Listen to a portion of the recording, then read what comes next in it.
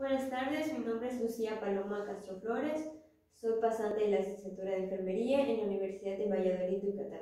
El día de hoy les voy a presentar mi tesis documental denominada Plan de Cuidados de Enfermería Estandarizado, Cardiopatías Congénitas en el Recién Nacido. Como objetivo general está diseñar un plan de cuidados de enfermería estandarizado al recién nacido con cardiopatía congénita a través de la metodología del proceso de atención enfermero, utilizando el pensamiento clínico y el lenguaje estandarizado Nanda, Nick y Nock. Objetivos específicos: describir el marco teórico que constituye esta patología a través de las guías de prácticas clínicas y fuentes confiables para futuras intervenciones en los pacientes. Identificar a través del proceso de valoración los 20 principales diagnósticos de enfermería en el recién nacido con la enfermedad de cardiopatía congénitas. Discriminar a través de la jerarquización de Marjorie Gordon los patrones funcionales afectados ante la patología de cardiopatías congénitas en el recién nacido para la atención de los pacientes a través de los cuidados estandarizados. Priorizar diagnósticos de enfermería y jerarquizarlos de acuerdo al juicio crítico con base a la patología. Establecer los planes de cuidado a través de las intervenciones y actividades de la atención de enfermería como herramienta enfocada para la obtención de los resultados ante dicha patología. El marco teórico. Para comenzar, la definición de qué es una cardiopatía congénita. Son las malformaciones en la anatomía del corazón que se producen durante el desarrollo fetal, en una etapa muy temprana de la gestación, generalmente los primeros 3 meses del embarazo, por factores que afectan alterando o deteniendo el desarrollo embriológico del sistema cardiovascular. La clasificación. Bueno, existen numerosas maneras de clasificar una cardiopatía congénita en el recién nacido, dependiendo a qué nivel esté afectado el corazón o el funcionamiento de su modo de presentación. Están las cardiopatías acianógenas, que es la sangre oxigenada sufre un cortocircuito desde las cavidades cardíacas hacia las cavidades cardíacas izquierdas hacia las derechas, pero sin que se mezcle sangre no oxigenada en la circulación sistémica. Lo que quiere decir es que entre las cavidades cardíacas derechas a izquierdas existe una malformación. Para ser más específicos, es una apertura entre cavidades. La sangre no oxigenada pasa por las cavidades derechas para dirigirse hacia los pulmones y posteriormente regresar al corazón pasando por las cavidades izquierdas, sin que se mezcle sangre oxigenada con la no oxigenada. En esta clasificación se encuentran las siguientes malformaciones cardíacas, como son la comunicación intraaventricular, que es un defecto embriológico que consiste en uno o varios orificios en el tabique que divide el ventrículo izquierdo. La comunicación interauricular, que es la apertura anormal del septo auricular que pasa por la sangre de la aurícula izquierda hacia la aurícula derecha. Y por último, la persistencia del conducto arterioso, que es una apertura persistente en la aorta y la arteria pulmonar, incapaz de cerrarse en el momento del nacimiento.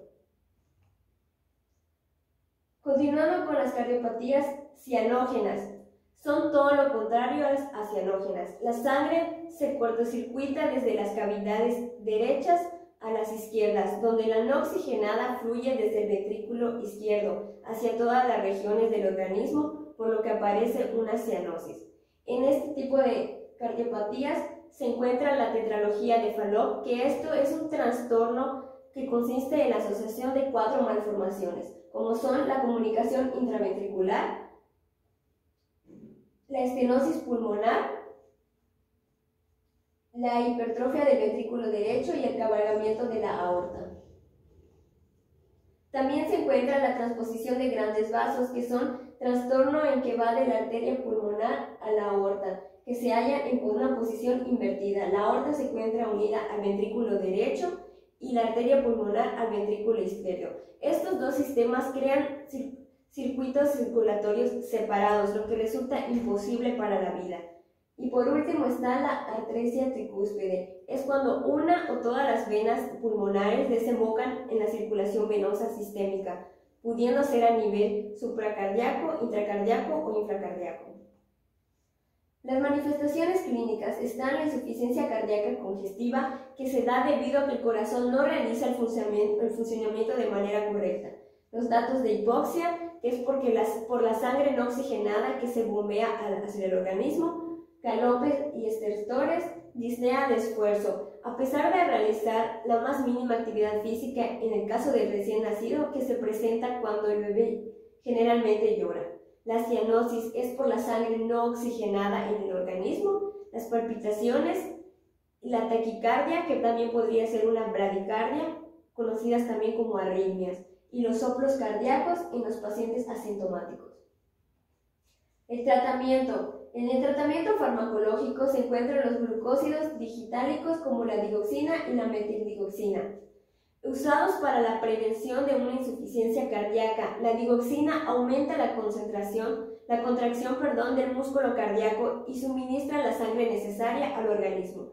También están los diuréticos, principalmente son la furosemida, hidrocortisona y la espironolactona. Cuando el corazón no funciona correctamente, el paciente tiende a retener líquidos y la administración de estos diuréticos ayuda a la eliminación de agua y electrolitos. Los antihipertensivos, que son captopril, enalapril, verapamilo y propanolol, reducen la presión arterial, lo que a su vez reduce el trabajo que realiza el corazón. Y los anticoagulantes, que se encuentran la heparina y la warfarina. Estos previenen la formación de coágulos después de una cirugía, por lo que su uso farmacológico es totalmente profiláctico. Y también se encuentran los antiagregantes. El principal es el ácido acetilsalicílico, también conocido como aspirina, que también previene la formación de coágulos, pero en una potencia mucho menor, por lo que este fármaco es recetado de manera de tratamiento. En el tratamiento quirúrgico se encuentra lo que es la cirugía a corazón abierto. Esta cirugía es de tipo correctiva, donde se cierran las aperturas entre cavidades y también se dilata la válvula pulmonar para incrementar el flujo sanguíneo. El objetivo principal de la operación consiste en que la sangre circule con normalidad por el corazón y los pulmones. Para eso habrá que detener y abrir el corazón para instalar un dispositivo llamado bypass, el cual se encargará de realizar el trabajo que le corresponde hacer al corazón en circunstancias normales. Bueno, el cuadro de razonamiento diagnóstico o formato PES se encuentra establecido por 20 etiquetas diagnósticas que se obtuvieron a partir de las manifestaciones clínicas y otros datos significativos enfocados a esta patología, específicamente en el recién nacido. Como primer dato significativo se encuentra la insuficiencia cardíaca, en la cual se encontraron 6 etiquetas diagnósticas, que son la 0029, disminución del gasto cardíaco, con sus características definitorias, bradicardia, cambios en el electrocardiograma. 0094, riesgo de intolerancia a la actividad, con su factor de riesgo, mala condición física. 00092, intolerancia a la actividad, con su factor relacionado, desequilibrio entre el aporte y la demanda de oxígeno, características definitorias, frecuencia normal en la respuesta a la actividad, presión arterial normal en la respuesta a la actividad. 00107, patrón de la alimentación ineficaz del lactante, con su factor relacionado, nada por vía oral prolongada y sus características definitorias, incapaz de mantener una succión ineficaz. La 00200, riesgo de disminución de la perfusión tisular cardíaca, con su factor de riesgo, conocimiento insuficiente sobre los datos modificables.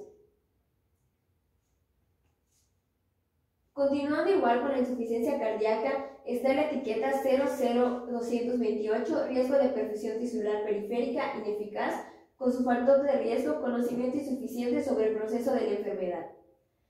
En el caso de hipoxia, galopes y estertores pulmonares están las etiquetas 00030, deterioro del intercambio de gases, con su característica definitoria, hipoxia.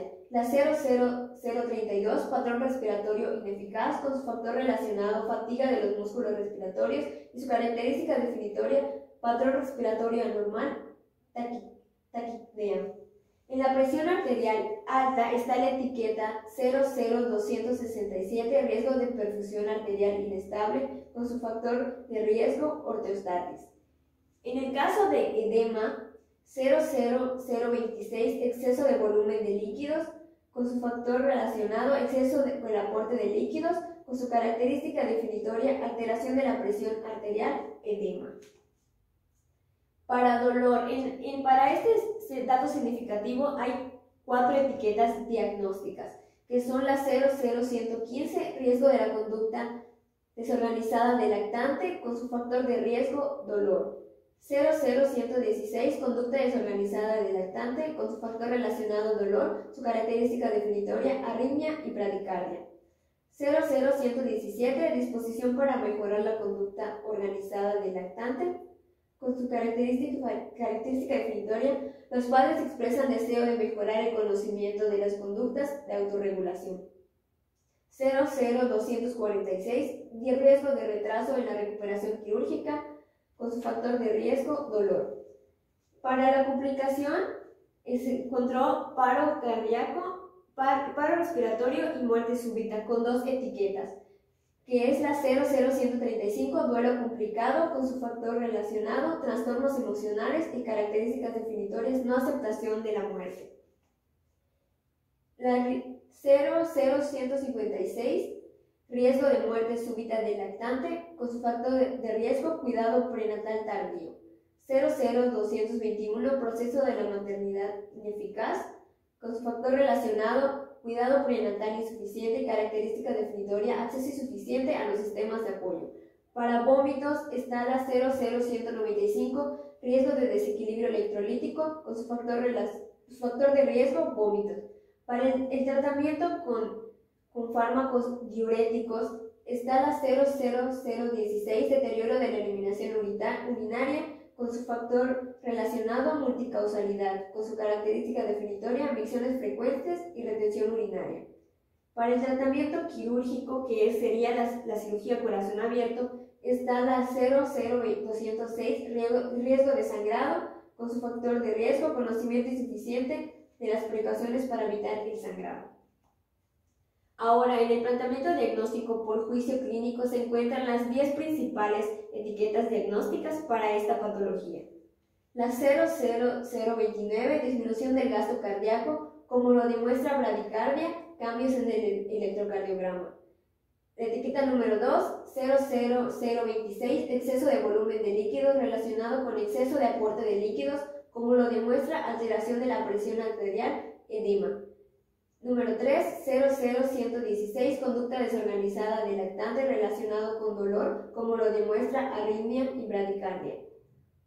4, 00092, intolerancia a la actividad relacionada con desequilibrio entre el aporte y demanda de oxígeno, como lo demuestra frecuencia normal de la respuesta a la actividad, presión arterial anormal en la respuesta a la actividad. Número 5, 00107, patrón de alimentación ineficaz del lactante relacionado con nada por vía oral prolongada, como lo demuestra incapacidad de mantener una succión eficaz. Etiqueta número 6, 00228, riesgo de perfusión tisular periférica ineficaz, como lo evidencia conocimiento insuficiente sobre el proceso de la enfermedad. 7, 00032, patrón respiratorio ineficaz, relacionado con fatiga de los músculos respiratorios, como lo demuestra patrón respiratorio anormal, taquipnea. 8, 00030, deterioro del intercambio de gases, como lo demuestra hipoxia. 9, 00156, riesgo de la muerte súbita del lactante, como se evidencia cuidado prenatal tardío. Y por último está la etiqueta 00016, deterioro de la eliminación urinaria relacionado con multicausalidad, como lo demuestra micciones frecuentes y retención urinaria. Ahora, para empezar con los plasmes ya desarrollados, la etiqueta disminución del gasto cardíaco, como lo demuestra bradicardia, cambios en el electrocardiograma. De dominio 4, actividad reposo, fase 4, respuestas cardiovasculares pulmonares. Como resultado es el 0400, efectividad de la bomba cardíaca. Su intervención 40-40, cuidados cardíacos, con actividades, garantizar un nivel de actividad que no comprometa el gasto cardíaco y que no provoque crisis cardíaca. Monitorizar los signos vitales con frecuencia, monitorizar el estado cardiovascular, monitorizar la aparición de arritmias cardíacas incluidos los trastornos tanto del ritmo como de la conducción, monitorizar la respuesta del paciente a los medicamentos antiarrítmicos. En este caso, los pacientes frecuentemente se adaptan a las limitaciones que se imponen por la falla cardíaca y suelen negar algún tipo de fatiga, por lo cual se recomienda establecer la comparación de lo que pueden hacer de actividad y lo que no. La siguiente intervención es la 40-90, manejo de la arritmia. Con sus actividades a realizar, determinar los antecedentes personales y familiares respecto a las enfermedades cardíacas y arritmias. Aplicar los electrodos de electrocardiograma de telemetría inalámbrica o con cables y conectar al monitor cardíaco. Ajustar los parámetros de alarma del monitor de electrocardiograma. Monitorizar los cambios de electrocardiograma que aumenten el riesgo de desarrollo de arritmias. Observar las actividades asociadas a la aparición de arritmias y asegurar una rápida disponibilidad de medicamentos de urgencia para las arritmias. Preparar al paciente y a la familia para los estudios diagnósticos. El electrocardiograma y los estudios radiológicos de tórax permiten identificar las características más representativas de la cardiopatía, como lo son las arritmias. En la intervención 40-46, los cuidados cardíacos, rehabilitación. Monitorizar la tolerancia del paciente a la actividad, presentar expectativas realistas al paciente y a la familia, instruir al paciente y a la familia sobre las modificaciones de los factores de riesgo, instruir al paciente y a la familia sobre todas las consideraciones especiales correspondientes a las actividades de la vida diaria, instruir al paciente y a la familia acerca de los cuidados de seguimiento. En la rehabilitación cardíaca puede ayudar a reconstruir la vida, tanto física como emocional. A medida que se aprende a vivir con la enfermedad, es más probable que se regrese a una rutina normal junto con nueva dieta y hábitos de ejercicios. La segunda etiqueta desarrollada, exceso de volumen de líquidos relacionado con exceso de aporte de líquidos, como lo demuestra alteración de la presión arterial, edema. Dominio 2, nutrición, clase 5, hidratación. Con resultado 0601, equilibrio hídrico. Intervención 4210, manejo de líquidos. Pesar a diario y controlar la evolución, realizar un registro preciso de entradas y salidas, monitorizar los signos vitales según corresponda, observar si hay indicios de sobrecarga o retención de líquidos, administrar los diuréticos prescritos según corresponda, consultar con el médico si los signos y síntomas de exceso de volumen persisten o empeoran. De acuerdo a estas actividades, se debe realizar una vigilancia adecuada de la hidratación del recién nacido. Todos los ingresos y salidas se deben contabilizar de forma sistémica. Un aumento de peso en los primeros días de vida, la mayoría de las veces, indica que hay un ingreso más de líquido necesario. La intervención 41-30, monitorización de líquidos. Monitorizar el peso, monitorizar las entradas y salidas, monitorizar la presión arterial, frecuencia cardíaca y estado de la respiración, observar el color, cantidad y gravedad específica de la orina, administrar agentes farmacológicos para aumentar la diuresis cuando esté prescrito. El resultado de la resta de líquidos que se excretan en los ingeridos determina el balance hídrico positivo o negativo. La intervención 66-80, monitorización de los signos vitales. Monitorizar la presión arterial, pulso, temperatura y estado respiratorio según corresponda. Monitorizar el ritmo y las frecuencias cardíacas. Monitorizar los tonos cardíacos, monitorizar la pulsoximetría y monitorizar si hay cianosis central o periférica. Al presentarse una retención de líquidos, esto quiere decir que el paciente no cuenta con una homeostasis y esto puede evidenciarse en los signos vitales alterándolos de su rango normal. La tercera etiqueta, conducta desorganizada del lactante relacionada con dolor, como lo demuestra arritmia, bradicardia. Del dominio 9, afrontamiento, tolerancia al estrés, clase 3, estrés neurocomportamental. Con resultado 2102, nivel del dolor. Intervención 6680, monitorización de los signos vitales. Monitorizar la presión arterial, pulso, temperatura y estado respiratorio según corresponda, monitorizar los tonos cardíacos, monitorizar la pulsoximetría, observar si se producen esquemas respiratorios anormales y monitorizar si hay cianosis central o periférica. Los signos vitales reflejan funcionamientos esenciales del cuerpo, incluso el ritmo cardíaco, la frecuencia respiratoria, la temperatura o la presión arterial. El proveedor de atención médica puede observar, medir y vigilar los signos vitales para evaluar el nivel de funcionamiento. Intervención 68-24. cuidados del lactante recién nacido, monitorizar la frecuencia respiratoria y el patrón de respiración, monitorización de la frecuencia cardíaca del recién nacido, determinar si el recién nacido está preparado antes de realizar los cuidados y monitorizar el color del recién nacido. La atención del recién nacido es primordial para garantizar la buena salud del bebé y calidad de vida que llegue a tener a futuro. La correcta evaluación del niño permite un correcto tratamiento.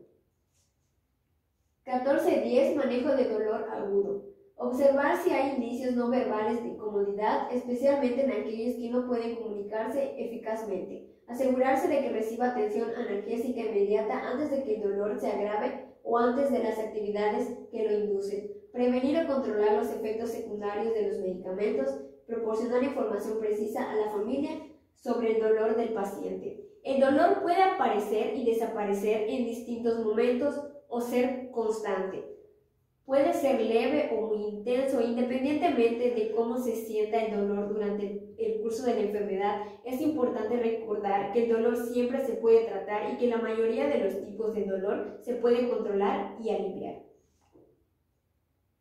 Siguiente etiqueta: intolerancia a la actividad relacionada con desequilibrio entre el aporte y demanda de oxígeno, como lo demuestra frecuencia normal en la respuesta a la actividad, presión arterial anormal en la respuesta a la actividad. Dominio 4, actividad reposo, clase 4, respuestas cardiovasculares pulmonares. Resultado 0005, tolerancia de la actividad, con intervención 6680, monitorización de los signos vitales. Monitorizar la presión arterial, pulso, temperatura y estado respiratorio según corresponda. Observar las tendencias y fluctuaciones de la presión arterial. Monitorizar el ritmo y las frecuencias cardíacas. Monitorizar la pulsioximetría y monitorizar si hay cianosis central o periférica. En la intolerancia de la actividad, los signos vitales cambian debido al gasto de energía que se produce a la misma actividad que se realice y puede comprometer el estado de salud del paciente. La siguiente intervención 40-40, cuidados cardíacos, garantizar un nivel de actividad que no comprometa el gasto cardíaco y que no provee crisis cardíaca. Monitorizar los signos vitales con frecuencia, observar signos y síntomas de disminución del gasto cardíaco, monitorizar el estado respiratorio por si aparecen síntomas de insuficiencia cardíaca, monitorizar la tolerancia del paciente a la actividad. Los pacientes frecuentemente se adaptan a las limitaciones que se les impone la falla cardíaca y suelen negar disnea o fatiga de esfuerzo, por lo que se recomienda establecer una comparación de las actividades que pueden hacer y las que no. 40-46, cuidados cardíacos, rehabilitación. Garantizar un nivel de actividad que no comprometa el gasto cardíaco, monitorizar los signos vitales con frecuencia, monitorizar el estado cardiovascular, monitorizar la aparición de arritmias cardíacas, incluidos los trastornos de ritmo de conducción. Monitorizar el estado respiratorio si aparecen síntomas de insuficiencia cardíaca y monitorizar la tolerancia del paciente a la actividad. La rehabilitación cardíaca ayuda a vivir con la enfermedad junto con una nueva dieta y hábitos de ejercicio y estar preparado para mantener un estilo de vida saludable. Por último está la etiqueta patrón de alimentación ineficaz del lactante relacionado con nada por vía oral prolongada, como lo demuestra y capacidad de mantener una succión eficaz, con el dominio 2, nutrición, clase 1, ingestión. Resultado 10-20, estado nutricional del lactante. La intervención 10-56, alimentación enteral por sonda. Insertar una sonda nasogástrica, nasoduodenal o nasoduodenal de acuerdo con el protocolo del centro. Observar si la colocación de la sonda es correcta inspeccionando la cavidad bucal, comprobando si hay residuos gástricos o escuchando durante las inyecciones y extracciones de aire según el protocolo del centro. Observar si hay una presencia de sonidos intestinales cada 4 o 8 horas según corresponda. Sostener al lactante y hablar con él durante la alimentación para estimular las actividades de alimentación habituales. Comprobar el peso 3 veces por semana inicialmente, disminuyendo hasta una vez al mes. Cuando el paciente no es posible de aportar los nutrimentos por vía oral, es necesario utilizar otros métodos alternativos como la alimentación enteral o por sonda, la cual se realiza la introducción de nutrientes directamente al estómago, duodeno o yuyeno. 10-80, sondaje nasogástrico. Verificar que el paciente no tenga contraindicaciones para la inserción nasal. Seleccionar el tamaño y tipo de sonda a insertar. lubricar el extremo distal de la sonda con agua o gel soluble en agua, registrar las profundidades de la sonda, etiquetar la sonda con fecha y hora de colocación. Los pacientes pueden resultar perjudicados si la sonda se inserta por error en los pulmones o si se desplaza del estómago. Es por ello que se debe seguir los pasos en orden correcto para su colocación y evitar lesiones. Antes de iniciar con el tratamiento nasogástrico, se debe comprobar la posición de la sonda. La intervención 1200, administración de nutrición parenteral total. Asegurar la colocación de la vía intravenosa adecuada en relación con la duración de la infusión de nutrientes. Determinar la colocación correcta del catéter central intravenoso mediante examen radiológico. Mantener la permeabilidad y el apósito de la vía central según el protocolo del centro.